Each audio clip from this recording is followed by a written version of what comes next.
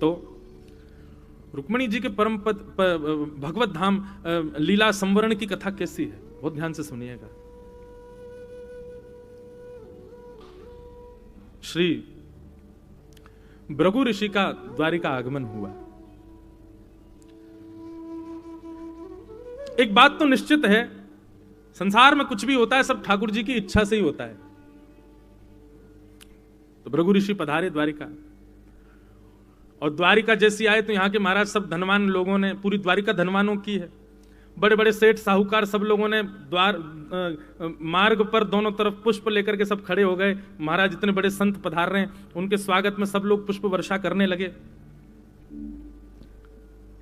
जैसे ही पधारे आकर के उन्होंने कहा कि हम चातुर्मास करना चाहते हैं, कौन करेगा हमारी व्यवस्था। अब सब लोग उनको देख करके सब मन में विचार करने लग जाएं कि भाई इनको 4 महीना कौन सहन करे, कहीं क्रोध रह जाए तो फिर 2 मिनट में ये नाराज हो जाते हैं। सब लोग सेठ साहूकार आगे आकर के हाथ जोड़ें, और फिर जैसे वो कहें हम चातुर्मास करना चाहते हैं द्वारिका क्षेत्र में रह करके, कौन करेगा व्यवस्था, सब पीछे हो जाएं, कोई नहीं करे। बलराम जी आए, बलराम जी ने प्रणाम किया तो उनसे कहा हाँ भाई बलभद्र जी आप करेंगे व्यवस्था, मुंह पे बहुत काम है महाराज। हाँ आगे और भी बड़े बड़े सेठ हैं, अब मैं कहीं चूक कर गया तो।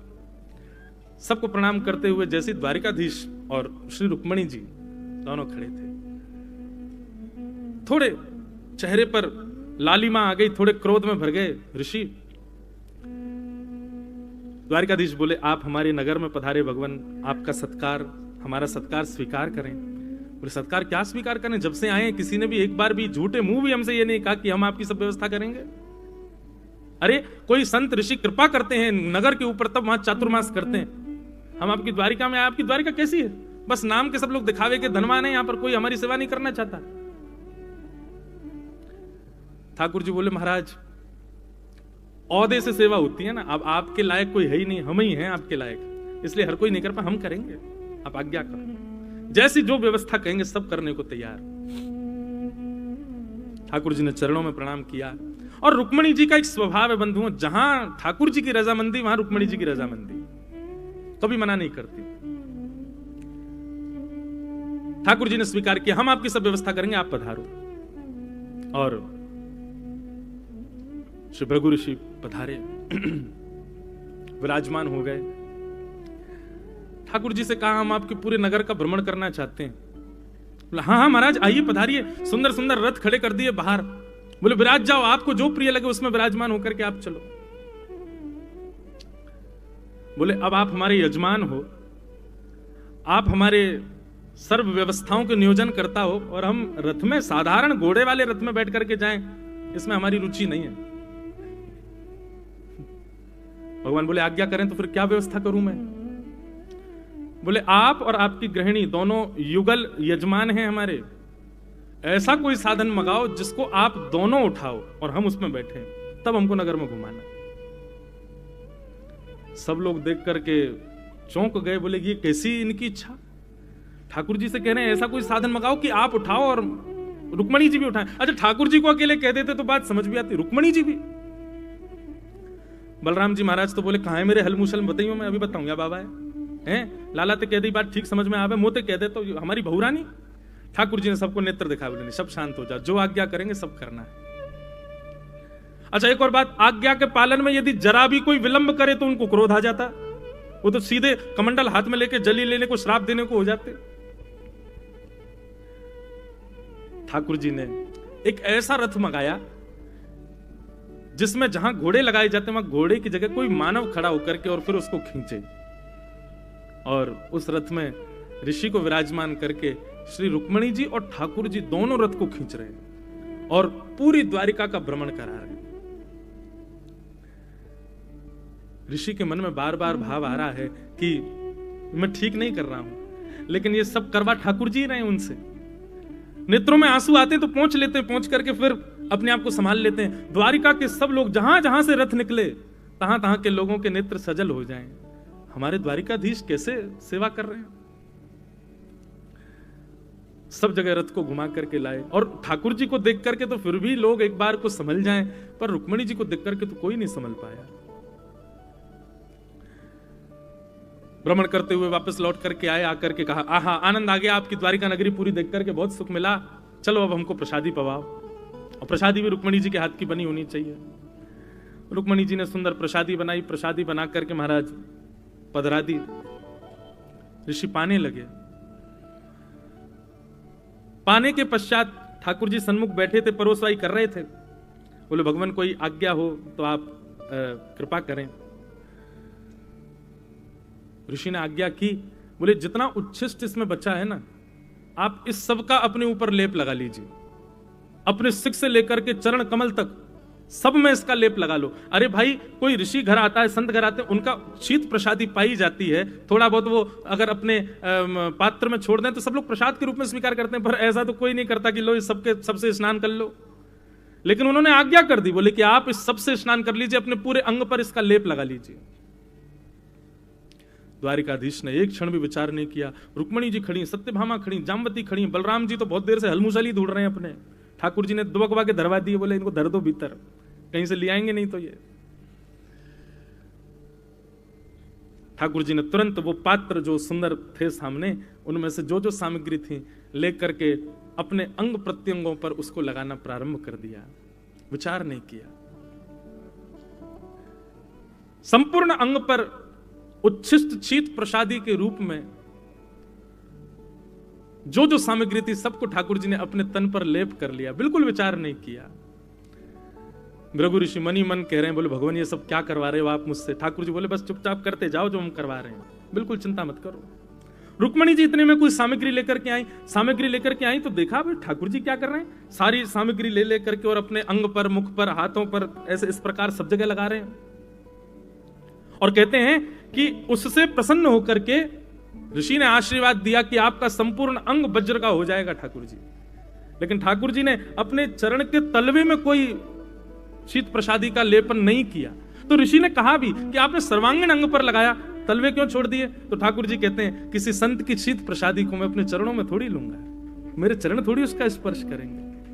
मेरे सिर पर धारण हो, मेरे मुख पर धारण हो, अंग प्रत्यंगों पर धारण हो, पर आपकी शीत प्रसादी उसको मैं अपने चरण के तलवे तले थोड़ी कुछ लूंगा। ठाकुर जी ने अपने तलवे पर नहीं लगाया, सर्वांगीण अंग पर लगाया। परंतु रुक्मणी जी इस भेद को समझ नहीं पाई। रुक्मणी जी आई और ठाकुर जी पर हंसने लगी। बोले जी क्या कर रहे हो आप, अरे शीत प्रसादी पाई जाती है, अंग पर कौन लगाता है।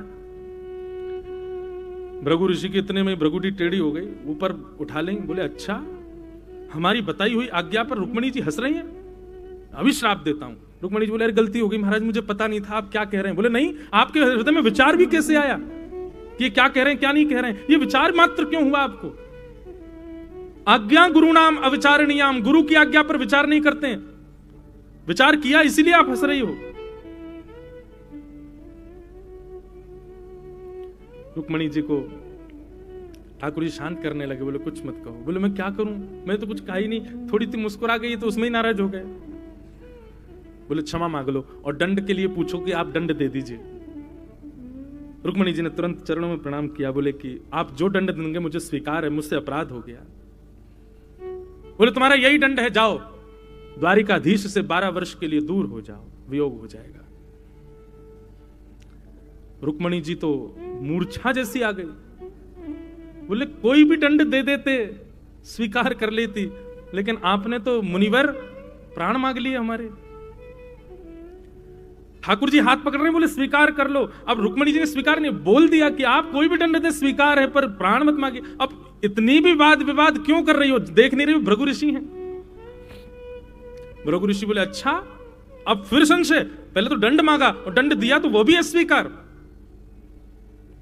अब एक ही उपाय है आपके पास, या तो राजी राजी 12 वर्ष के लिए आप स्वीकार करो, नहीं तो हम क्रोधित होकर के अगर द्वारिका से गए तो आप हमेशा के लिए द्वारिकाधीश से विमुक्त हो जाओ। रुक्मणी जी बोली या तो 12 वर्ष का वियोग सहूं या जीवन भर का वियोग सहूं, मेरे लिए तो एक क्षण भी बहुत बड़ा है। गोपियां गोपी गीत में एक बात कहती है ना ठाकुर जी के लिए, त्रुटि युगायते त्वाम पश्यता। एक बार जो ठाकुर जी को एक बार अपने नेत्रों से देख लेता है, उसकी स्थिति कैसी हो जाती है, फिर एक क्षण के लिए भी ठाकुर जी अगर दिखेंगे नहीं ना, तो ऐसा समय व्यतीत होगा जैसे 3 युग बीत गए हों।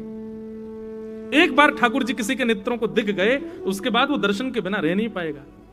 और दर्शन के बिना यदि एक क्षण भी व्यतीत होगा तो 3 युग के समान हो, ऐसा लगेगा कितना समय व्यतीत हो गया। पराम्बा जगदम्बा श्री रुक्मिणी जी साधारण नहीं है बंधु, सदा श्री कृष्ण के संग रहती हैं, तो कहीं ना कहीं कृष्ण भक्ति उनके हृदय में भी है।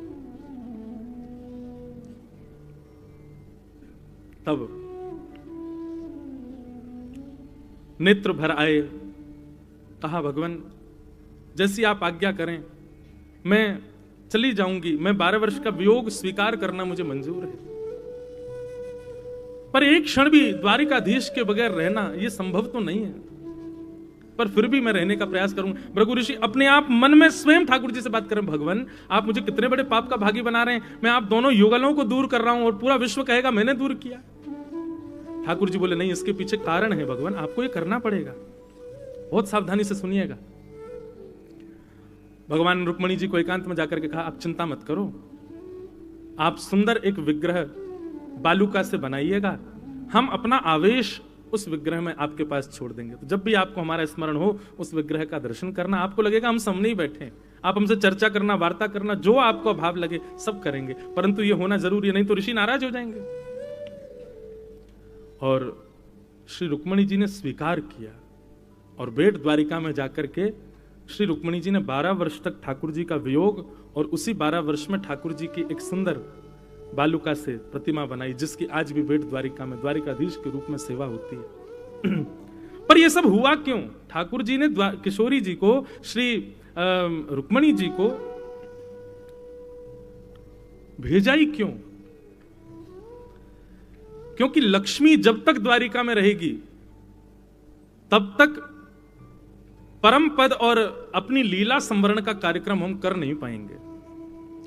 लीला संवरण के लिए, यदुवंशियों की मति भ्रमित करने के लिए और ये सब जो वाद विवाद पूरी द्वारिका में हुए, इसको करने के लिए तो लक्ष्मी विहीन द्वारिका को होना पड़ेगा। और इसलिए श्री रुक्मिणी जी बेट द्वारिका में विराजमान हुई। भृगु ऋषि रोने लगे, बोले भगवान आपने क्या करा दिया मुझसे? बोले कि यही कारण बनेगा हमारी लीला के संवरण का, रुक्मिणी जी यहां रहेंगी तो यह संभव नहीं हो पाएगा। और दोनों लीलाओं में वहां हमारे रघुनाथ जी ने भी श्री लक्ष्मी जी को भेजा है, तभी लीला संवरण का कार्य संभव हो पाया। और यहां पर भी श्री लक्ष्मी जी को, रुक्मिणी जी को दूर भेजा द्वारिका से।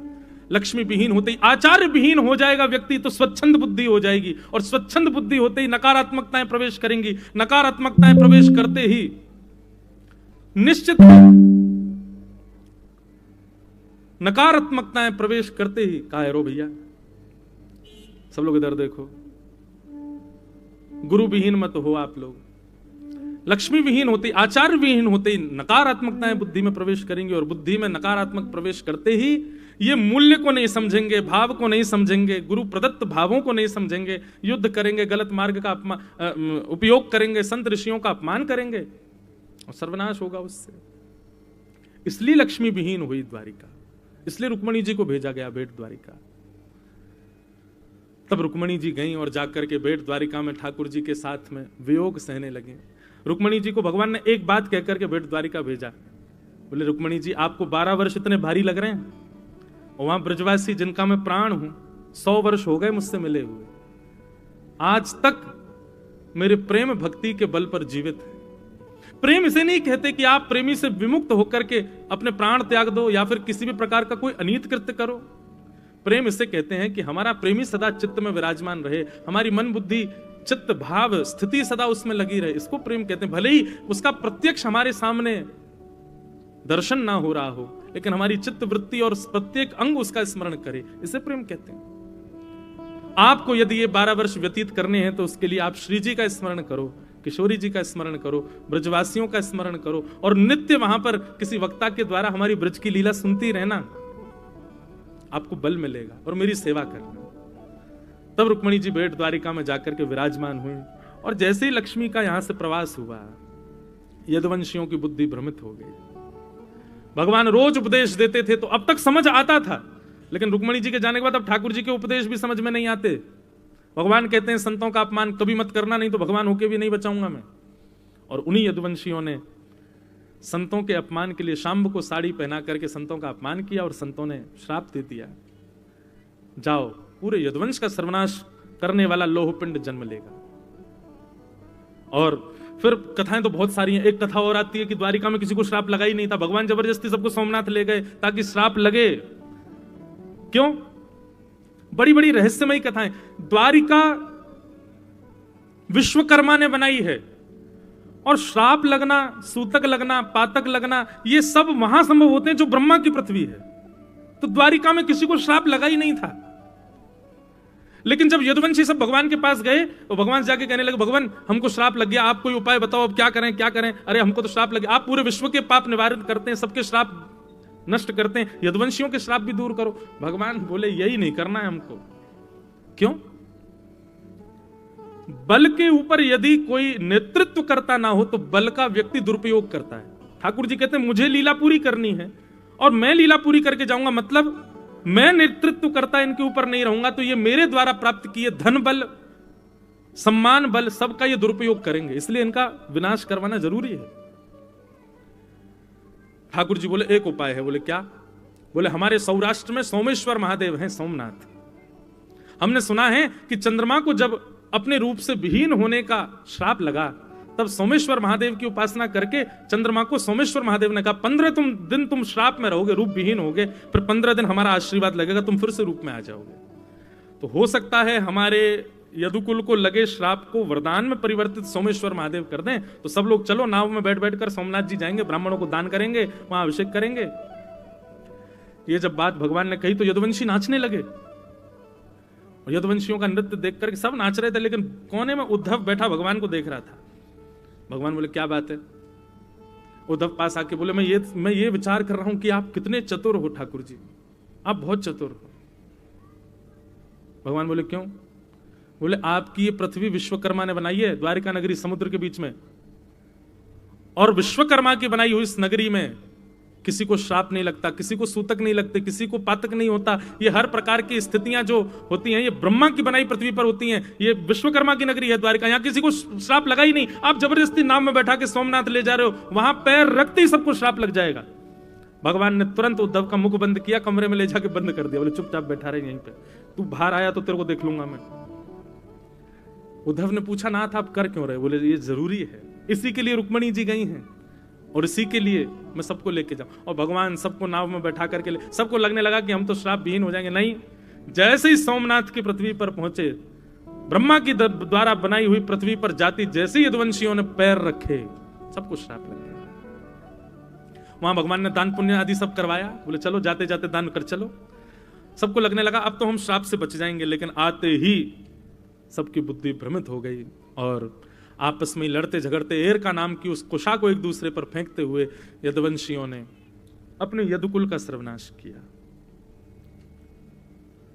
बलराम जी भी प्रस्थान कर गए, ठाकुर जी भी भागवत धर्म का निरूपण करते हुए भगवत धाम तिरोधाय प्रविष्टोयम श्रीमद भागवतारणवम, भगवान भी एक ज्योति रूप धारण करके जैसे प्रस्थान किए, ये खबर मिली श्री रुक्मणी जी को। और संपूर्ण यदुवंश के विनाश की खबर जब रुक्मणी जी को प्राप्त हुई, बाकी सब तो सुनकर के रुदन की स्थिति में आए, बाकी सब तो सुनकर के मूर्छा की स्थिति में आए, पर रुक्मणी जी उस समय द्वारिकाधीश की सेवा कर रही थी, श्रृंगार आरती कर रही थी। जैसे ये प्रसंग जाकर के सुनाया कि द्वारिकाधीश अपनी संपूर्ण लीला पूरी करके अपने धाम को प्रस्थान कर गए, रुक्मणी जी ने आरती जी को व्यवस्थित किया, द्वारिकाधीश को देख करके प्रसन्न मुद्रा में आई और प्रसन्न मुद्रा में द्वारिकाधीश का दर्शन करने लगी। चतुर्भुज रूप द्वारिकाधीश बेट द्वारिका के उस स्वरूप में से प्रत्यक्ष प्रकट हो गए और रुक्मणी जी को अपने हृदय से लगा करके उसी मूर्ति में अवस्थित हो गए। इस प्रकार श्री रुक्मणी जी महाराज, रुक्मणी जी का प्रस्थान। प्रसंग तो और बड़ा है, प्रसंग तो और भाव है उसमें, पर अभी दूसरा ही दिन है कथा को, हम क्यों प्रस्थान की कथा सुने। पर ठाकुर जी के लीला संवरण को सबने सुना, पर रुक्मणी जी के लीला संवरण, वे अनन्य भक्ता हैं ठाकुर जी की। हम तो ये कहेंगे भैया जितने भी यहां पर ब्रज के उपासक आए हो, वे उपासक भी कृष्ण भक्ति प्राप्ति के लिए श्री जी के चरणों में प्रणाम करते हो, पर श्री जी के चरणों की प्राप्ति यदि करनी हो तो द्वारिका में श्री रुक्मणी जी को प्रणाम करना। श्री रुक्मणी जी श्री जी की भक्ति प्रदान करेंगी निश्चित ही।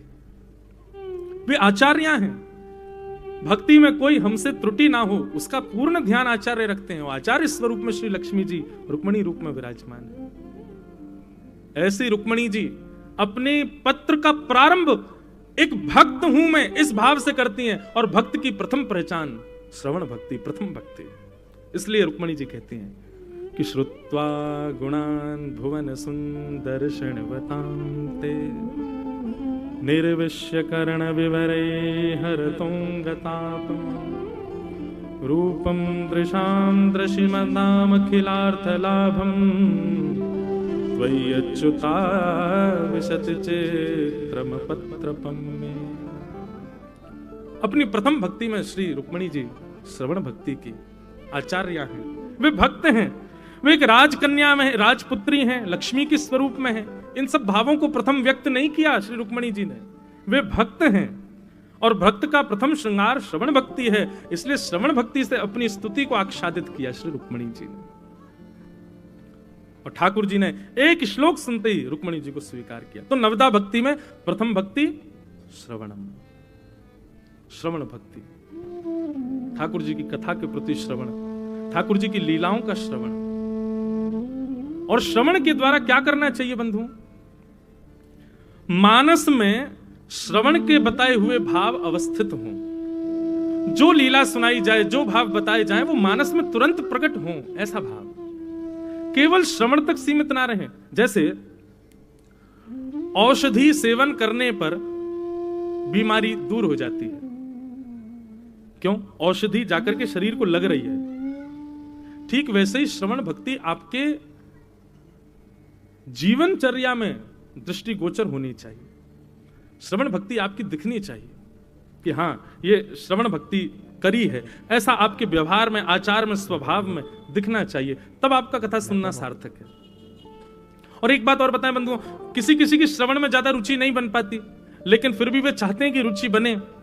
तो प्रयास करो कि जितनी देर श्रवण करते हो, जितना समझ में आता है, उतना आप अपने जीवन में लाना प्रारंभ करो, तो राम कृपा होगी और श्रवण भक्ति अन्य रूप से प्राप्त होगी, अधिक रूप से प्राप्त होगी। तो प्रथम भक्ति श्रवण भक्ति। और श्रवण भक्ति के आचार्य श्री नाभा गोस्वामी जी भक्तमाल में बताते हैं, कौन है कि श्रवण रसिक कहीं सुने ना परीक्षित से, कैसे? पानहु करत लागी कोटि गुण प्यास है। श्री नाभाजी महाराज भक्तमाल जी में वर्णन करते हैं श्रवण भक्ति का आचार्य कौन? भागवत के श्रोता श्री परीक्षित जी महाराज। परीक्षित जी की श्रवण भक्ति कैसी है? पान हूं करत लागी कोटि गुण प्यास है। एक तो होता है कि आप पानी पियो और प्यास बुझे, कभी ऐसा सुना पानी पियो और प्यास बढ़े? परीक्षित जी की भक्ति ऐसी है, वो जितनी कथा सुनते हैं उतनी कथा सुनने की इच्छा और ज्यादा प्रकट हो जाती है उनके चित्त में। अभी और सुनना है, अभी और सुनाइए भगवान, और श्रवण कराओ, ऐसी भाव। और इस बात का प्रमाण मिलता है जब चतुर्थ दिवस की कथा आती है, कृष्ण जन्मोत्सव प्रारंभ होता है, उससे पहले एक श्लोक में संपूर्ण कृष्ण कथा 2 श्लोकों में सुना करके जब सुखदेव जी मौन हो गए, तब परीक्षित से कहते हैं, परीक्षित अब कथा पूर्ण हो गई। यही कृष्ण लीला है। गोकुल में, मथुरा में जन्म लिया, गोकुल में ये लीला, वृंदावन में ये लीला, सब लीलाएं समेट करके सुना दी। तब परीक्षित जी क्या कहते हैं, भगवान आपने इतने सारे राजाओं की कथा मुझे विस्तार से सुनाई, मैंने सब सुनी, पर जिनकी कथा सुनने के लिए मैं अपनी भूख को जीत करके बैठा हूं, जलपान को जीत करके बैठा हूं, अपने आसन को जीत के 24 घंटे अनवरत 4 दिन बैठा हूं, उनकी कथा आप 2 श्लोकों में सुनाइए मत भगवान, उनकी कथा तो विस्तार से सुनाओ। कथितो वंश विस्तारो भवता सोम सूर्ययो राज्ञाम चोभय वंशानाम चरितम परमाद्भुतम।